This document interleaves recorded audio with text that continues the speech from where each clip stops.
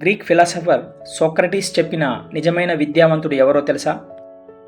తల్లిదండ్రులారా, మీ పిల్లల report card కంటే ముఖ్యమైనది లైఫ్ కార్డ్. ఈ లైఫ్ కార్డులో చూడవలసిన ప్రధాన లక్షణాలు: 1. నాకు అన్నీ తెలుసు అనుకోకపోవడం. చాలామంది కొద్దిగా చదవగానే లేదా కొంత సమాచారం తెలుసుకోగానే తమకు అన్నీ తెలుసునని, తాము జ్ఞానులమని భ్రమిస్తారు. దీనిని సోక్రటీస్ అజ్ఞానంగా భావించారు. 2.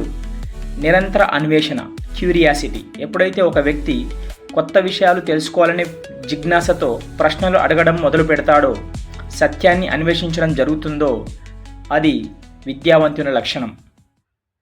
ఓ చిన్న కథ చెప్తాను. సోక్రటీస్ జీవితంలో జరిగిన ప్రధాన సంఘటన. గ్రీకు దేశంలోని డెల్ఫీ అనే నగరంలో ఒక దేవాలయం ఉండేది.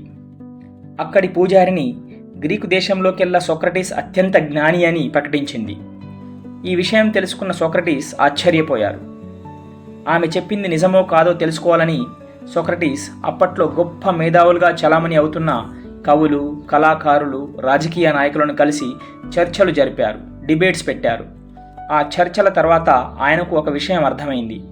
వారందరూ తమకు ఏమీ తెలియకపోయినా అన్నీ తెలుసునని భ్రమిస్తున్నారు. కానీ సోక్రటీస్కు కనీసం తనకు ఏమీ తెలియదు అనే సత్యం తెలుసు. అందుకే దేవాలయం పూజారిని తనను అందరికంటే జ్ఞాని అని చెప్పిందని సోక్రటీస్ గ్రహించాడు. రోజు ఎదురయ్యే పరిస్థితులను సమర్థవంతంగా సరైన రీతిలో అర్థం చేసుకొని సరైన నిర్ణయాన్ని సరైన సమయంలో తీసుకోగలవారు నిజమైన విద్యావంతులు.